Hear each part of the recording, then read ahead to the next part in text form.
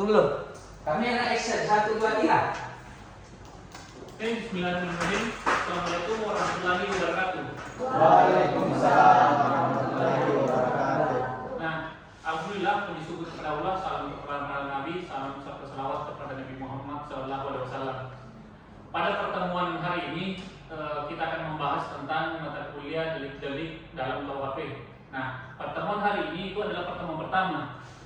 Nah, pertemuan pertama seperti biasanya sebelum kita membahas tentang materi untuk pertemuan 16 kali ke depannya atau selama satu semester, kita akan membahas tentang kontrak belajar, perkenalan, dan apa sih sebenarnya tujuan daripada mempelajari delik-delik dalam KUHP itu sendiri.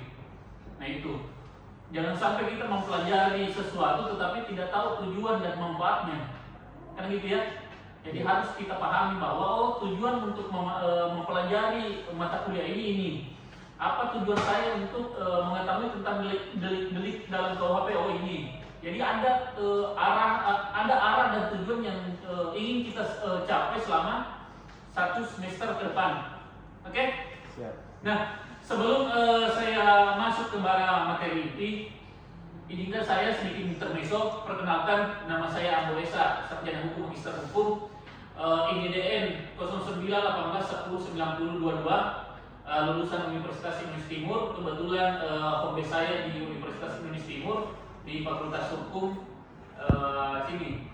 Dan status alhamdulillah sudah menikah dan mempunyai 2 orang putri yang cantik-cantik alhamdulillah.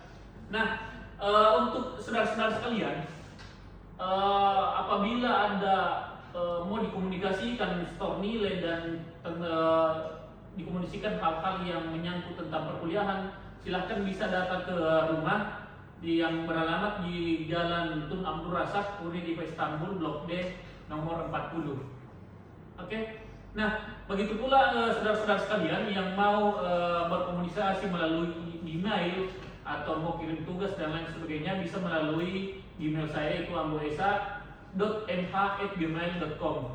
Begitu pula juga saudara-saudara sekalian yang mau berkomunikasi melalui WA, telepon, bisa menghubungi saya di nomor HP 085299383003. Nah, itu sedikit intermezzo untuk perkenalan pribadi saya selaku dosen di Fakultas Hukum Universitas Indonesia Timur yang mengampu mata kuliah delik-delik dalam KUHP. Selanjutnya, karena ini adalah pertemuan pertama, jadi saudara-saudara sekalian belum saya tulis namanya. Nanti insya Allah untuk pertemuan kedua saya akan cantumkan nama-nama saudara-saudara sekalian untuk di absen. Nah, selanjutnya sebelum kita memulai, alangkah bagusnya kita membahas tentang tata tertib atau kontrak belajar yang nantinya kita akan gunakan selama satu semester ke depan atau 14 sampai ke 16 pertemuan ke depannya. Nah, adapun tata tertib kontrak belajar, di mana yang pertama itu adalah kehadiran. Nah, kehadiran saudara-saudara sekalian ini dilihat daripada bagaimana kemudian saudara-saudara sekalian itu hadir di kelas sebelum saya masuk. Dalam artian ini, 5 menit sebelum jadwal dimulai, saudara-saudara sekalian itu harus sudah siap-siap untuk mengikuti perkuliahan. Maksimal 10 menit setelah jadwal dimulai. Dalam artinya 10 menit setelah saya masuk di ruangan memulai perkuliahan, saudara-saudara sekalian tidak diwajibkan lagi untuk mengikuti perkuliahan pada waktu itu.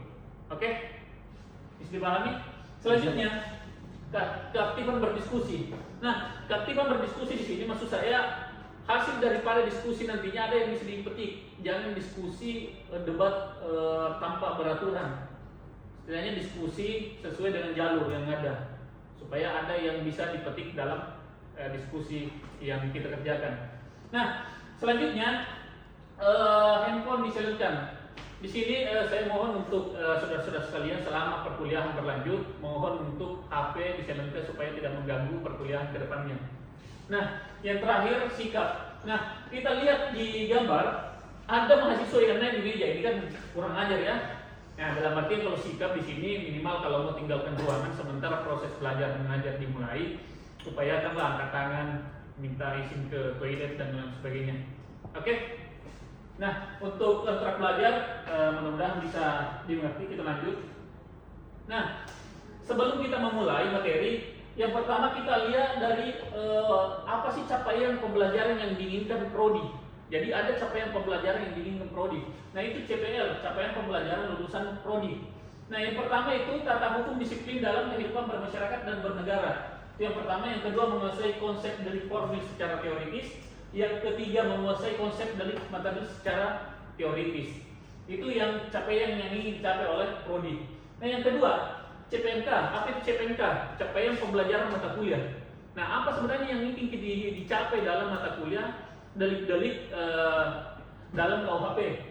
Yaitu mahasiswa mampu mendefinisikan delik-delik dalam KUHP. Itu capaian pembelajaran mata kuliahnya. Nah selanjutnya kita sudah membahas capaian. Sekarang sub capaiannya atau sub CPMK. Yang pertama mahasiswa mampu menjelaskan tentang pengertian delik-delik. Itu yang pertama subnya. Sub kedua mahasiswa mampu menjelaskan macam-macam delik. Jadi itu dua sub nantinya yang nantinya kita bahas pada pertemuan pertama kali ini. Selanjutnya referensi. Nah, untuk referensi perbuatan atau tindak pidana yang diatur dalam KUHP, buku kedua terdapat atau terdiri dari 32 bab dan buku ketiga terbagi menjadi 9 bab. Itu referensi yang nantinya kita akan pakai ke depannya. Nah, sebelum kita memulai sedikit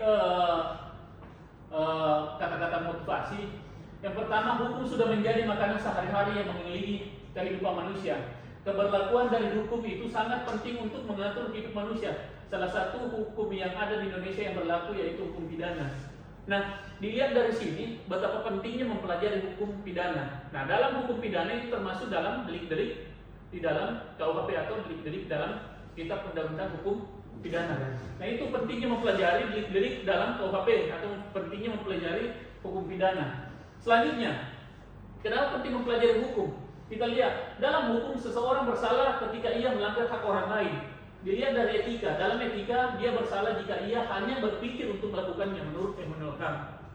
Nah, untuk motivasi saudara-saudara sekalian yang sekarang menduduki mahasiswa, ketika ketidakadilan tak berpihak pada masyarakat, maka mahasiswa yang mewakili suara mereka agar didengar pemerintah. Itu pesan moral saya untuk kepada mahasiswa sekalian. Nah, selanjutnya, apa yang nantinya kita akan kaji selama kurang lebih 30 menit sampai 50 menit ke depan. Yang pertama itu pengertian delik-delik dalam KUHP. Yang kedua macam-macam delik dalam KUHP atau jenis-jenis delik dalam KUHP. Itu yang nantinya akan kita bahas.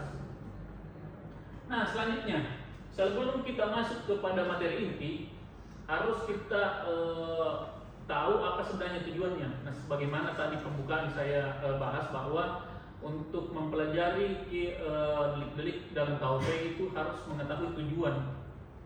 Apa sebenarnya tujuan untuk mempelajari delik-delik dalam KUHP? Nah ini untuk satuan acara perkuliahan atau SAP. Yang pertama itu tujuan. Mata kuliah ini bertujuan untuk memberikan pengertian kepada mahasiswa pentingnya mempelajari delik-delik dalam KUHP. Dalam pelaksanaan tugas sehari-hari sebagai seorang sarjana hukum akan menghadapi bahwa tindak pidana memberikan dampak yang luas terhadap penegakan supremasi hukum. Nah itu tujuan kita untuk mempelajari delik-delik dalam KUHP. Nah, SAP kedua atau sistem pengajaran. Nah, adapun sistem pengajaran yang nantinya kita akan pakai selama 1 semester ke depan, itu mahasiswa diharapkan sudah mencari atau membaca materi yang akan dibahas sebelum kelas dimulai. Kelas dimulai paling lambat 5 menit setelah waktu dan mahasiswa paling lambat 10 menit sudah siap untuk mengikuti perkuliahan. Perkuliahan diselenggarakan dengan metode yang terpadu antara pertemuan tatap muka, diskusi, kuis, dan penulisan makalah. Nah, ini nantinya metode yang akan kita pakai untuk 1 semester ke depan dalam materi mata kuliah delik dalam KUHP. Nah, itu tadi bahwa sebelum pembelajaran dimulai, mahasiswa diwajibkan untuk membaca atau mencari materi yang nantinya akan kita bahas minggu depan supaya proses diskusi ini akan lebih efektif. Oke? Bisa mengerti? Bisa. Nah, SAP ketiga itu sistem penilaian. Nah, saya pakai sistem penilaian karena agar saudara-saudara sekalian ini mengerti bahwa inilah poin saya atau inilah nilai saya. di mana letak kekurangan nilai saya, kenapa saya mendapat nilai A, kenapa saya mendapat nilai B, kenapa saya mendapat nilai C, atau bahkan kenapa saya mendapat nilai error. Nah, di sini penilaiannya. Nah, saya berikan nilai kehadiran atau absensi itu 40%. Karena kenapa?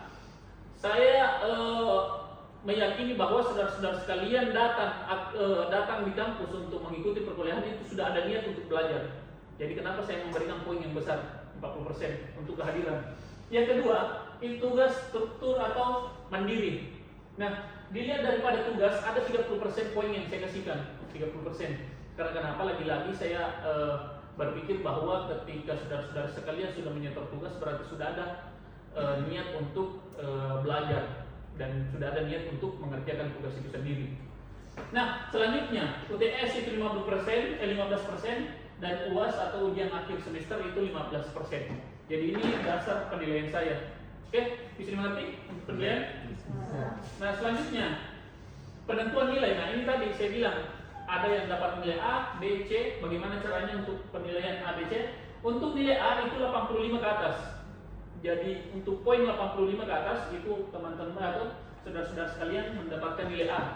Nah, nilai B itu 75 sampai 85, nilai C itu 60 sampai 75, nilai D itu 45 sampai 60 dan error itu di bawah angka 45. Itu saudara-saudara sekalian mendapat nilai error.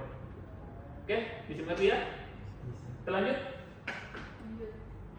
Nah, sekarang kita masuk apa itu delik. Nah, sebelum kita masuk ke mata kuliah, materi delik dalam KUHP, saya kembalikan kepada saudara-saudara sekalian. Siapa tahu ada yang mau dipertanyakan, silakan. Ya, sebut nama, stambuk dan pertanyaannya. Silakan. Assalamualaikum warahmatullahi wabarakatuh. Waalaikumsalam warahmatullahi wabarakatuh. Perkenalkan, nama saya Miftahul Jannah, NIM 20501017. Iya. Saya ingin bertanya, bagaimana tentang tugas yang nantinya akan kami kerjakan, mengingat Bapak dosen tadi menjelaskan terkait metode pembelajaran yaitu diskusi, kuis, dan penulisan makalah. Oke. Nah, jadi untuk tugas nantinya yang saya berikan, dan jadi untuk setiap kali pertemuan saya akan menjelaskan dulu materi. Seperti pertemuan kali ini saya akan menjelaskan tentang materi apa itu delik dalam KUHP dan macam-macam atau jenis-jenis delik dalam KUHP. Nah, setelah materi ini akan saya berikan tugas. Jadi akan saya berikan tugas kelompok. Setelah itu minggu depannya sebelum mata kuliah masuk, saudara-saudara sekalian mendiskusikan apa yang Anda dapatkan minggu lalu. Jadi ada masa pengingatan kembali tentang materi yang sudah kita pelajari. Nah, begitu pula tugas. Jadi tugas itu Anda buat dalam bentuk makalah nantinya terus didiskusikan. Nah, untuk kuis kuis nantinya akan saya bagikan linknya ke grup WA. Jadi nanti saudara-saudara sekalian bisa membuka linknya di grup WA, terus mengerjakan kuis yang telah saya siapkan. Oke, ngerti? Oke. Nah, sekarang kita masuk kepada materi. Nah, apa sebenarnya itu delik?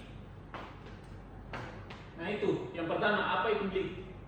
Nah, kita masuk. Nah, delik itu sama dengan tindak pidana. Jadi delik itu sama dengan tindak pidana. Nah, pengertian delik menurut Kamus Besar Bahasa Indonesia adalah perbuatan yang dapat dikenakan hukuman karena merupakan pelanggaran terhadap undang-undang tindak pidana itu. Jadi perbuatan yang dapat dikenakan hukuman karena merupakan pelanggaran terhadap undang-undang tindak pidana. Itu kalau menurut KBBI. Nah, menurut istilah, kita lihat menurut istilah juga disebut dengan perbuatan pidana, peristiwa pidana atau tindak pidana stambat. Baik, merupakan bahasa dari Belanda, yaitu delik. Itu kalau menurut bahasa. Nah, sekarang menurut ahli. Nah, ada beberapa menurut ahli, tapi saya coba menjelaskan tentang menurut Prof. Simon.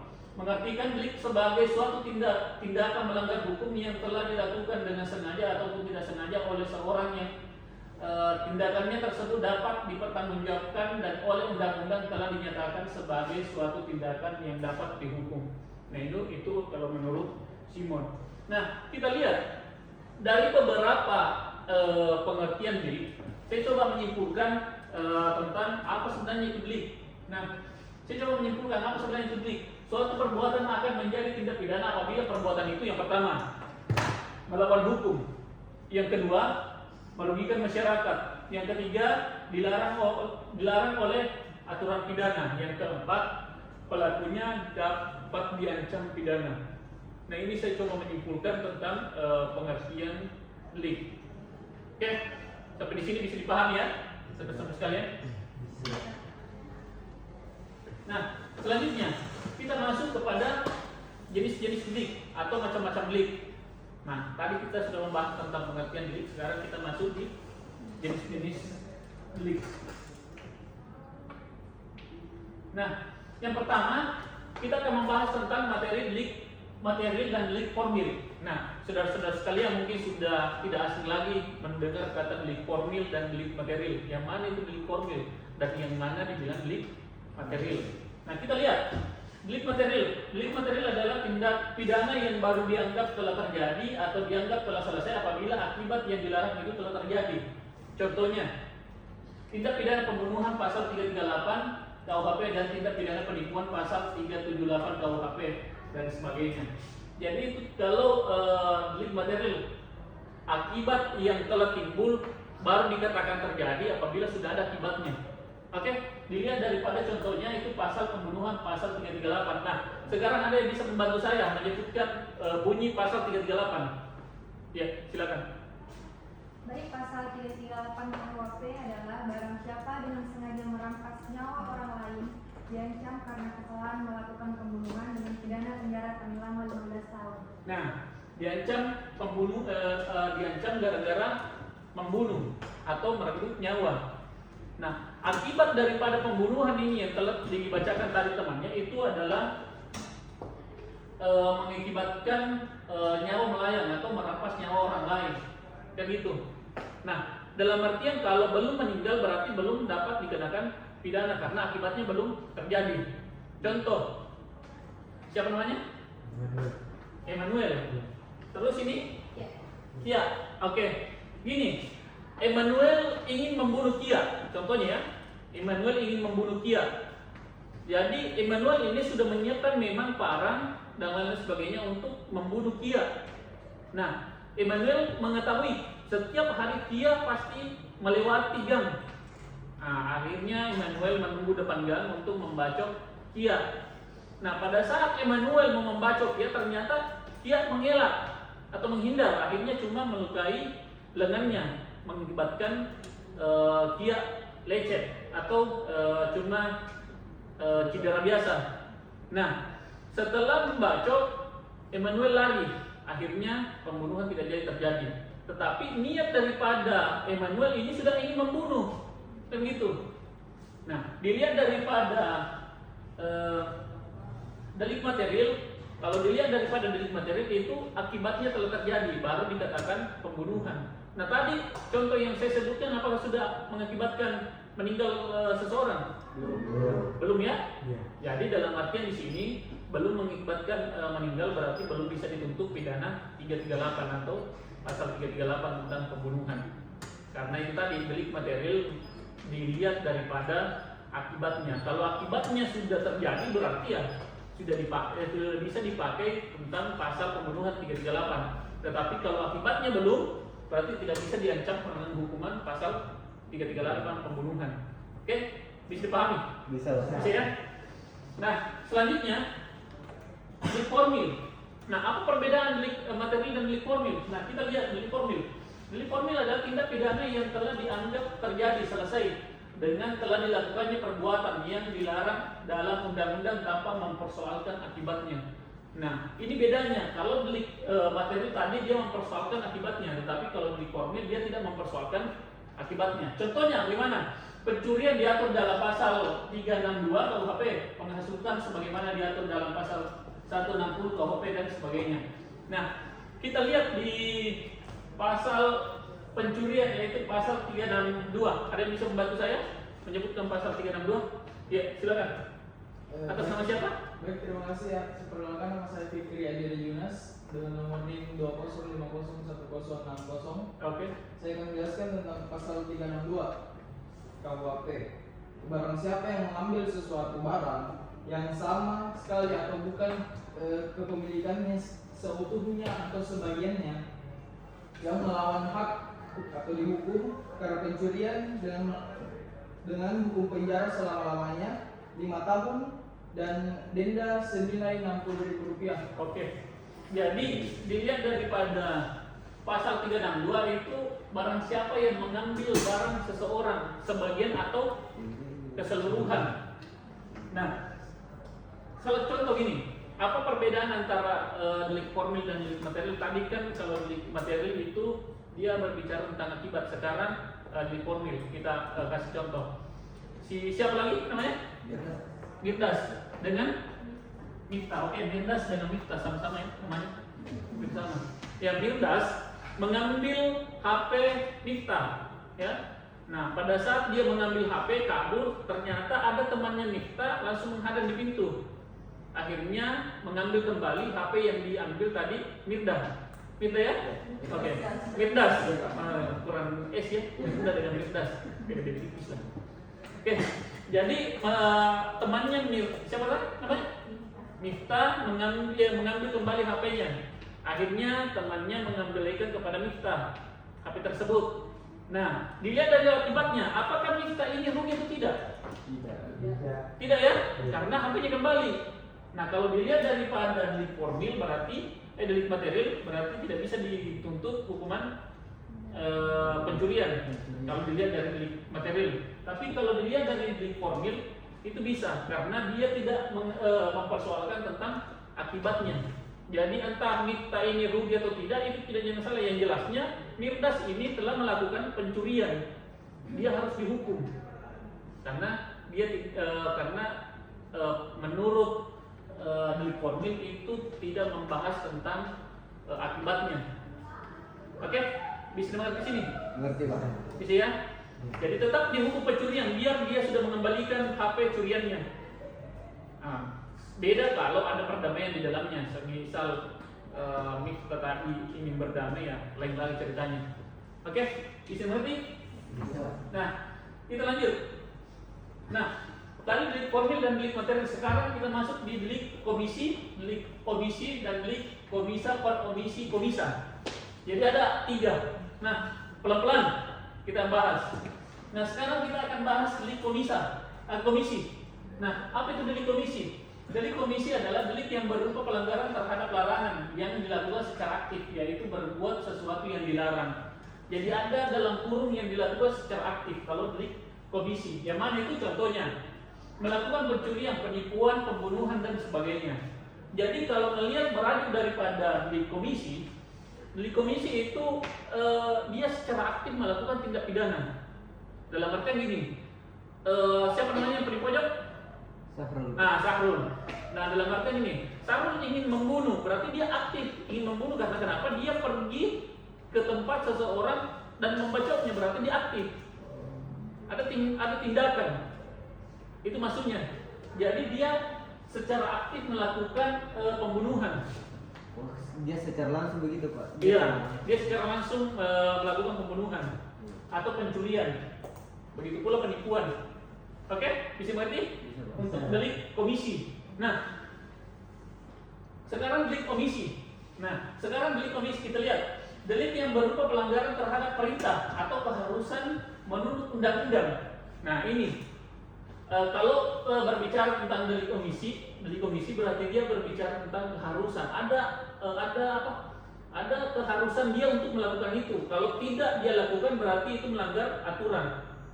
Oke? Nah, kita lihat contohnya. Tidak menghadap sebagai saksi di muka persidangan pengadilan sebagaimana ditentukan dalam pasal 522. Nah, kita lihat pasal 552. Barang siapa dengan melawan hak tidak datang sebelum dipanggil untuk menjadi saksi ahli atau juru bahasa dihukum dengan denda sebanyak-banyaknya Rp900. Dalam artian gini, orang yang disurati di pengadilan untuk menjadi saksi ahli atau juru bahasa, tetapi dia tidak hadir dalam persidangan itu sudah melanggar aturan atau tindak pidana. Karena memang ada dia keharusannya untuk hadir menjadi saksi ahli atau juru bahasa. Nah, karena ketidakhadirannya akhirnya dia melanggar tindak pidana. Bisa mengerti ya? Untuk delik Komisi. omisi. Bisa ya? Nah, oke. Sekarang kita lanjut ke delik komisi per omisi komisa. Nah, ini agak ribet sebenarnya untuk penyebutannya ya. Delik komisi per omisi komisa. Nah, kita lihat apa sebenarnya itu. Adalah delik yang berupa pelanggaran terhadap larangan akan tetapi dilakukan secara tidak berbuat. Nah, ini kira-kira bagaimana itu? Orang diam saja, kita diam saja ini. Loh, kok melanggar pidana sih? Kan gitu. Jelas-jelas kita diam melanggar pidana, apalagi kalau goyang. Gimana? Kan gitu. Nah, ini yang mengatur dia, delik komisi per omisa komisa. Jadi, karena dia tidak bergerak, akhirnya dia dipidana. Contohnya, seseorang ibu yang membunuh anaknya dengan cara tidak memberikan air ASI, pelanggaran terhadap larangan untuk pembunuhan sebagaimana diatur dalam pasal 338 atau 340 KUHP. Jadi 338 itu membahas tentang pasal pembunuhan. Nah, kenapa dia tidak dihukum? Karena dia diam saja, tidak memberikan air ASI kepada anaknya. Akhirnya gara-gara diamnya itu tidak goyang memberikan air ASI kepada anaknya, maka anaknya meninggal. Akhirnya dia dituntut dengan pasal 338 pembunuhan. Bisa ngerti ya? Bisa. Terkait delik komisa per komisa. Jadi bahasanya agak ribet-ribet ya, tapi untuk pengertiannya yang mudah-mudahan saja. Oke? Nah, selanjutnya poin ketiga yaitu tindak pidana kesengajaan dan tindak pidana kealpaan atau biasa dikenal dengan delik dolus dan delik culpa. Nah, sekarang delik dolus dan delik culpa. Nah, yang pertama, delik dolus, tindak pidana kesengajaan atau delik dolus adalah delik yang memuat unsur kesengajaan. Jadi memang ada unsur kesengajaannya sehingga dia melakukan tindak pidana. Nah, contohnya tindak pidana pembunuhan dalam pasal 338 KUHP, tindak pidana pemalsuan mata uang sebagaimana diatur dalam pasal 245 KUHP dan sebagainya. Jadi dilihat daripada delik dolus ini adalah memang kesengajaannya, dia memang sengaja untuk membunuh. Nah, sama tadi yang saya contohkan di Sarul memang sengaja untuk membunuh karena memang sudah persiapkan memang barang dari rumah. Seperti tadi yang ini saya berikan contoh atas nama siapa tadi? Emmanuel memang sengaja dia siapkan barang untuk membunuh ini. Ya entahlah kasusnya kenapa dia ingin membunuh, entahkah diduakan atau bagaimana. Tergantung dari hatinya dia berdua, kan gitu. Nah, sudah bisa dimengerti ini delik dolus? Mengerti, Pak? Ya. Nah, sekarang delik culpa. Delik culpa itu delik-delik yang memuat unsur kealpaan. Maksudnya itu kealpaan apa itu? Tidak Ya, sengaja. ketidakhati-hatian atau tidak kesengajaan. Delik culpa atau kealpaan. Nah, contohnya delik yang diatur dalam pasal 359 KUHP, yaitu karena kealpaannya mengakibatkan matinya orang. Delik yang diatur dalam pasal 360, yaitu karena kealpaannya mengakibatkan orang luka dan sebagainya. Jadi karena kelalaiannya dia akhirnya orang meninggal dunia dan orang mengalami luka-luka. Nah, dilihat dari sini contoh seorang sopir yang mengemudikan mobil sehingga mengalami kecelakaan, kayak gitu. Jadi kan ada sopir itu yang mengemudi mengalami kecelakaan karena kurang kehati-hatian. Bukan faktor kesengajaan, kayak gitu. Beda mungkin kalau memang mau sengaja dia membunuh majikannya, entahkah majikannya cerewet atau bagaimana ya, itu sengaja. Itu beda. Tapi kalau yang sopir memang yang tidak sengaja sehingga mengalami kecelakaan, itu faktor ketidaksengajaan. Itu contoh pertama. Nah, adapun contoh kedua kita lihat daripada di rumah sakit, ya. Di rumah sakit biasa kan ada yang namanya malpraktek. Itu kan faktor ketidaksengajaan. Dokter seumpama meninggalkan apalagi lupa mengambil pada saat operasi, lupa mengambil peralatannya di dalam perutnya seseorang seumpama ya, itu karena faktor ketidakhati-hatian, oke, atau faktor ketidaksengajaan sehingga mengakibatkan orang meninggal dunia atau luka-luka. Bisa mengerti ya tentang dari culpa atau kealpaan? Bisa ya? Bisa. Nah, selanjutnya delik tunggal dan delik ganda. Nah, kita masuk di delik tunggal dan delik ganda. Yang pertama, delik tunggal. Delik tunggal adalah delik yang cukup dilakukan dengan satu kali perbuatan. Artinya delik ini dianggap telah terjadi dengan hanya dilakukan satu kali perbuatan. Nah, kalau delik tunggal ini berarti satu kali perbuatan saja, itu sudah masuk delik tunggal. Yang mana contohnya? Pencurian, penipuan, pembunuhan, dan lain sebagainya. Nah, itu kalau delik tunggal dalam artian satu kali perbuatan sudah dinamakan delik tunggal atau pelanggaran karena dia sudah membunuh, mencuri, dan lain sebagainya. Nah, kita lihat delik ganda. Delik ganda adalah delik yang untuk kualifikasinya baru terjadi apabila dilakukan beberapa kali perbuatan. Contohnya, untuk dapat dikualifikasikan sebagai tindak pidana delik dalam pasal 481 KUHP, maka penada itu harus terjadi dalam beberapa kali. Nah, ini kalau delik ganda. Jadi beberapa kali dia melakukan tindak pidana baru dikatakan delik ganda. Kalau cuma satu kali berarti dia tidak bisa dikenakan delik ganda. Berarti dia masuk di delik tunggal. Oke? Ada yang bertanya? Saya, Pak. Sampai di sini ya, silakan. Terima kasih atas waktu yang telah diberikan. Ya. Perkenalkan, nama saya Muhammad Arifatan, Ya. Sambut 20501-030. Iya, silakan. Dan saya ingin tanyakan, apa perbedaan delik tunggal dan delik ganda, serta apa perbedaan yang mendasar pasal 481 dan 480 KUHP? Oh iya, oke. Nah, apa perbedaan antara delik tunggal dan delik ganda? Nah, di sini kita lihat bahwa kalau delik ganda itu tadi yang saya jelaskan, dia harus beberapa kali mengulangi kejahatan, itu baru delik ganda. Nah, kalau delik tunggal itu contoh kasusnya pembunuhan, pencurian, berarti dia kalau sudah membunuh biar satu kali dia membunuh sudah bisa dikatakan delik tindak pidana pembunuhan atau 338. Oke, beda kalau delik ganda. Kalau delik ganda dia harus beberapa kali melakukan. Nah, perbedaan mendasar ada yang bisa membantu saya untuk membacakan pasal 481 dan 480. Di situ bisa kita lihat perbedaan mendasarnya. Silakan. Sebut nama dengan sambung. Biasakan gitu ya, saudara-saudara sekalian kalau mau bertanya atau menjawab, upayakan dulu supaya kita saling mengenal. Oke, silakan. Baik, perkenalkan nama saya Koirul Nisa, Stambuk 20501-012. Iya. Pasal 481 KUHP. Barang siapa yang membuat kebiasaan dengan sengaja membeli, menukarkan, menerima gadai, menyimpan atau menyembunyikan benda yang diperoleh karena kejahatan, dihukum penjara selama-lamanya 7 tahun. Iya. Pasal 480 KUHP menyatakan bahwa melakukan perbuatan-perbuatan tertentu yang diantaranya adalah menjual dan membeli terhadap barang yang diketahui atau patut diduga berasal dari tindak pidana dikategorikan sebagai kejahatan penadahan. Ya, oke.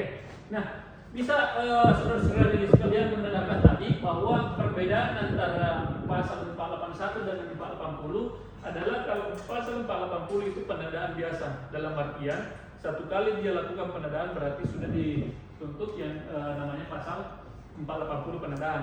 Itu perbedaan mendasarnya. Sedangkan 481 dia ada di unsurnya di situ faktor kebiasaan. Kayak gitu ya.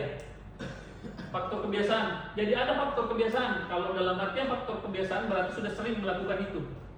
Nah, baru dia masuk bisa dikenakan pasal 481. Jadi itu yang membedakan pembedaan mendasarnya antara delik ganda dan delik tunggal. Dilihat daripada pasal 81 dan pasal 80. Oke, bisa dimengerti? Oke. Jadi Anda dilihat daripada kebiasaan. Ada kalau pasal 481 itu kebiasaan. Nah, selanjutnya yang kelima, delik yang berlangsung terus dan delik yang tidak berlangsung. Dalam artian ada yang delik berlangsung terus menerus dan ada delik yang tidak berlangsung. Nah, yang mana dikatakan delik berlangsung terus? Delik berlangsung terus adalah tindak pidana yang mempunyai ciri bahwa keadaan atau perbuatan yang terlarang itu berlangsung terus. Dengan demikian tindak pidana berlangsung terus menerus. Nah, yang mana dikatakan itu contohnya tindak pidana yang diatur dalam pasal 33 KUHP yaitu tindak pidana perampasan kemerdekaan orang. Nah, untuk mengetahui ini ada yang bisa membantu saya untuk pasal 333? Ada ya? Nah, pasal 33.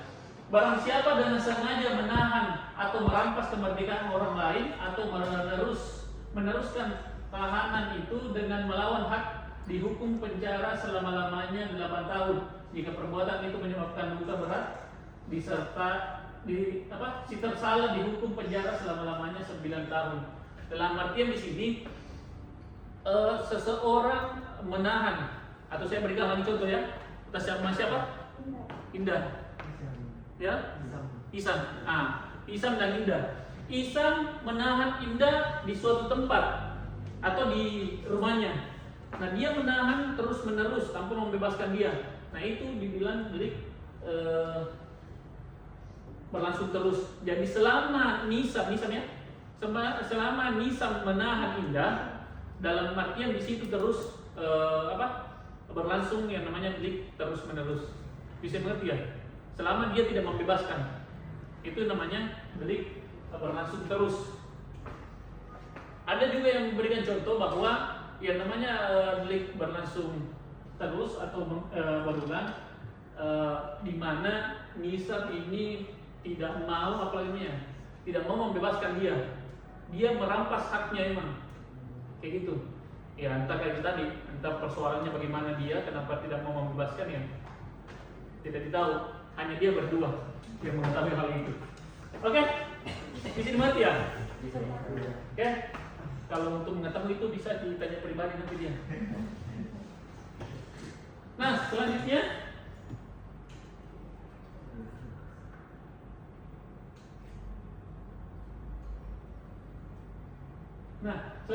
delik yang tidak berlangsung terus. Yang mana dikatakan delik yang tidak berlangsung terus? Delik yang tidak berlangsung terus adalah yang mempunyai ciri bahwa keadaan atau perbuatan yang terlarang itu tidak berlangsung terus. Jadi tindakan pidana ini akan selesai setelah dilakukannya perbuatan yang dilarang atau telah timbulnya akibat. Nah, contohnya tindak pidana pencurian, pembunuhan, penganiayaan dan sebagainya. Jadi untuk tindak pidana tidak berlangsung terus itu ketika sudah selesai perbuatan atau tindakan itu sudah selesai juga. Dalam artian tindakan pembunuhan, kalau sudah selesai membunuh sudah selesai dan tidak ada berlangsungnya. Oke, bisa mengerti ya perbedaannya. Nah, kita lanjut. Yang keenam adalah delik aduan dan delik bukan aduan. Nah, sini dilihat yang mana delik aduan, yang mana delik bukan aduan. Karena kan saudara-saudara sekalian biasa mendengar, oh ternyata tidak ada pelapor, kenapa tetap diproses kasusnya kan gitu. Kenapa pada saat baru diproses kasusnya setelah ada pelapor. Nah, di sini kita lihat yang mana dikatakan delik aduan dan yang mana dikatakan delik bukan aduan. Nah, delik aduan merupakan suatu delik yang dapat dituntut apabila ada pengadu dari korban atau orang yang merasa dirugikan. Jadi ada orang yang melapor baru bisa diproses. Nah, contohnya tindak pidana perzinahan dalam pasal 284 KUHP, tindak pidana pencemaran nama baik dalam pasal 310 KUHP dan sebagainya. Nah, tindak pidana perzinahan. Jadi kalau tindak pidana perzinahan sudah harus ada pelaporan baru bisa diproses, kan gitu. Tidak bisa diproses kalau tidak ada orang yang mengadu atau orang yang merasa dirugikan yang melapor. Bisa mengerti ya? Bisa. Kalau tindak pidana pengaduan, contohnya itu tadi. Nah, sekarang delik bukan aduan. Delik bukan aduan merupakan suatu delik yang terjadi tidak perlu ada pengaduan dari pihak yang dirugikan karena aparat hukum akan segera mengambil tindakan. Ini kalau delik bukan aduan. Contohnya tindak pidana pembunuhan, pencurian, penggelapan, penjudian dan sebagainya. Jadi dilihat daripada kalau ada pembunuhan dan sebagainya tidak mesti ada pelapor. Jadi kalau tidak mesti ada pengadu. Jadi kalau ada pembunuhan langsung aparat penegak hukum langsung mengambil tindakan. Bisa ya dibedakan antara yang mana dikatakan delik aduan, yang mana dikatakan delik bukan aduan. Jadi semisal kalau saya membunuh ini si A, ya biar si A tidak datang melapor karena ini cara yang melapor mati. Kan gitu. Beda halnya kalau persinahan. Kalau ini dan ini bersinah berarti ya harus ada yang keberatan, entah yang laki-lakinya keberatan atau yang laki-lakinya. Kan gitu. Oke? Bisa mengerti ya? Nah, selanjutnya yang ketujuh, delik berkualifikasi. Nah, apa itu delik berkualifikasi? Nah, delik berkualifikasi, tindak pidana berkualifikasi yaitu tindak pidana dalam bentuk pokok yang ditambah dengan adanya unsur pemberatan sehingga ancaman pidananya menjadi lebih berat. Nah, kalau delik berkualifikasi dilihat daripada ancaman pokoknya, tetapi ada juga tambahan, dalam artian tambahan hukumannya gara-gara pemberatan. Ada pemberatan yang di situ.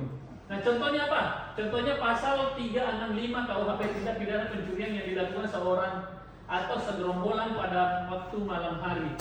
Nah, dia melakukan pencurian pada waktu malam hari atau segerombolan orang. Nah, yang mana dikatakan pasal 365 ayat 1, dengan hukuman penjara selama-lamanya 9 tahun dihukum pencurian yang didahului disertai atau diikuti dengan kekerasan atau ancaman kekerasan terhadap orang. Nah, dilihat dari ayat 2 ya. Dilihat ada dari ayat 2, hukuman penjara selama-lamanya 12 tahun. Nah, di sini ada perbedaan waktu pada kurungan, yaitu dilihat daripada ayat 1 itu penjara selama-lamanya 9 tahun. Nah, kalau ayat 2 itu 12 tahun. Jadi ada perbedaan, satu 9 tahun, satu 12 tahun. Ada pemberatan. Kenapa ada pemberatan? Dilihat daripada poinnya. 1. Jika perbuatan itu dilakukan pada waktu malam di dalam sebuah rumah atau pekarangan yang tertutup, yang ada di rumahnya atau di jalan umum atau di dalam kereta api atau tren yang sedang berjalan. Nah, di sini kita lihat ada pemberatan karena dia melakukan pencurian pada waktu malam hari. Itu pemberatan. Ya, ada tambahan hukuman, ada pemberatan. Bisa mengerti ya? Karena dia melakukan pencurian pada malam hari. Oke? Beda lagi juga, contoh. Dia melakukan pencurian pada saat kebakaran. Itu lebih berat lagi. Sudah kebakaran, orang kok pergi lagi mencuri. Kan gitu. Nah, beda halnya kalau pencurian biasa. Kalau pencurian biasa berarti tidak ada pemberatan. Bisa mengerti ya? Bisa Pak. Nah, selanjutnya delik trivial merupakan delik dengan peringanan. Jadi ada delik pemberatan, ada juga yang namanya delik peringanan. Ada yang diberatkan dan ada yang diringankan. Nah, yang mana dibilang delik yang diringankan? Contoh, tindak pidana pembunuhan bayi yang dilakukan karena takut diketahui oleh orang lain, pasal 341 KUHP, yang mana ancaman pidana perbuatan tersebut lebih ringan daripada ancaman tindak pidana pembunuhan biasa. Nah, jadi dia ini membunuh bayinya karena bayi selalu menangis. Pada saat dia melahirkan, bayi selalu menangis karena dia bersembunyi untuk melahirkan, karena kapan dia diketahui melahirkan akan dibunuh dua-duanya. Begitu. Akhirnya dia membunuh bayinya. Nah, ini masuk dalam artian peringanan karena dia terdesak sehingga dia membunuh. Karena memang ketika dia diketahui untuk melahirkan, dia akan dibunuh dua-duanya. Akhirnya dibunuhlah bayinya. Nah, kita lihat di pasal 341. Nah, pasal 341 KUHP, seorang ibu yang karena takut akan ketahuan melahirkan anak pada saat anak dilahirkan atau tidak lama kemudian dengan sengaja merampas nyawa anaknya diancam karena pembunuhan anak sendiri dengan pidana penjara paling lama 7 tahun. Siapa tadi yang menyebutkan pasal 338? Coba, berapa hukuman pasal 338 pembunuhan? 15 tahun. 15 tahun. Nah, di sini dilihat berapa hukumannya? Beda ya. Jadi ada keringanan. Memang dia sama-sama membunuh, tapi ada yang memberatkan, ada yang meringankan. Bisa mengerti ya? Bisa. Bagaimana Pak kalau pembunuhan yang tidak disengaja?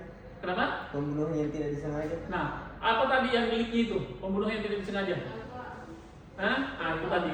Dia masuk di delik kealpaan. Tapi diberi keringanan juga Pak. Kenapa? Diberi keringanan. Nah, lain lagi juga anunya dia. Lain lagi juga aturannya. Beda aturannya. Oke? Jadi beda kalau delik kealpaan karena dia faktor ketidaksengajaan, beda juga di sini. Oke? Bisa mengerti ya? Nah, kalau ini dia pasal tersendiri, itu pasal 341 KUHP. Nah, beda halnya yang tadi kita sebutkan, itu tetap masuk di pasal 338, cuma dilihat daripada kasus pembunuhannya. Oke? Bisa mengerti ya? Bisa, Pak. Oke. Kita lanjut. Nah, sudah selesai. Jadi mudah-mudahan apa yang saya sampaikan pada hari ini dapat bermanfaat. Mudah-mudahan untuk minggu depan kita bisa melanjutkan materi. Terus sebelum saya menutup perkuliahan ini, seperti biasa ada tugas yang saudara-saudara sekalian ingin harus dikerjakan, yaitu untuk kelompok 1. Jadi nanti saya akan membuat beberapa kelompok yang akan tampil minggu depan itu kelompok 1, membahas tentang pengertian dan macam-macam delik dalam KUHP. Nah, poin pertama itu untuk saudara-saudara sekalian, poin pertama itu jawab kuis yang telah dibagikan linknya sebelum materi selanjutnya dimulai. Dalam artian di grup WA yang saya sudah buat, sudah ada link saya berikan di situ. Silakan klik linknya terus jawab kuis yang saya buat di situ. Nah, adapun nanti batas waktu untuk pengisian atau pengerjaan kuis itu sebelum masuk minggu depan. Jadi sebelum saya masuk di minggu depan, saudara-saudara sekalian sudah menjawab atau sudah menjawab kuis yang telah saya berikan. Bisa mengerti ya? Bisa, Pak. Nah, selanjutnya buat makalah. Nah, untuk kelompok 1 silakan buat makalah tentang pengertian dan macam-macam delik dalam KUHP. Yang selanjutnya itu didiskusikan minggu depan sebelum pembahasan materi selanjutnya. Sebagaimana pembukaan tadi pada saat pembukaan, bahwa sebelum saya masuk kepada materi inti, kita akan membahas apa yang telah kita bahas sebelumnya. Jadi apa yang kita bahas ini hari itu akan kita bahas diskusikan minggu depan sebelum masuk kepada materi selanjutnya. Bisa mengerti ya? Bisa, Pak. Nah, jadi ada tanya jawab di situ. Nah, oke. Sampai di sini ada yang mau dipertanyakan? Ya, silakan. Dan nama? Perkenalkan, nama saya Indah Novita dengan NIM 20501-075. Ya. Saya ingin bertanya, Pak, untuk tugas makalahnya Pak minimal berapa lembar dan terdiri dari berapa bab? Ya, oke. Nah, untuk tugas makalahnya silakan buat makalah minimal 10 lembar. Ya, jadi minimal 10 lembar. Jadi babnya itu dimulai dari sampul. Setelah sampul kata pengantar, setelah kata pengantar masuk daftar isi, setelah daftar isi masuk bab 1. Ya. Nah, di bab 1 itu ada 2. Poin A-nya itu latar belakang, yang poin B-nya itu rumusan masalah. Itu bab 1. Nah, selanjutnya masuk di bab 2. Bab 2 itu isi. Jadi apa yang menjadi rumusan masalah saudara-saudara sekalian itu dimasukkan kepada isi. Itu yang akan Anda jawab di isi. Itu di bab 2. Nah, di bab 3 itu kesimpulan dan saran. Nah, apa yang menjadi apa yang sudah Anda jawab di isi itu Anda simpulkan di bab 3. Itu di kesimpulan. Nah, terus poin B-nya itu saran. Apa yang menjadi saran Anda untuk kedepannya. Nah, begitu pula juga bisa Anda masukkan saran untuk dosen pengajar. Bahwa Pak, lebih bagusnya sebelum mulai kita melakukan diskusi atau setelah selesai kita lakukan diskusi dan lain sebagainya. Silakan buat saran nanti di makalahnya. Oke? Iya, Pak. Kalau sudah tidak ada, terima kasih atas waktunya. Lebih dan kurangnya mohon dimaafkan. Assalamualaikum warahmatullahi wabarakatuh dan sampai ketemu minggu depan. Waalaikumsalam warahmatullahi wabarakatuh.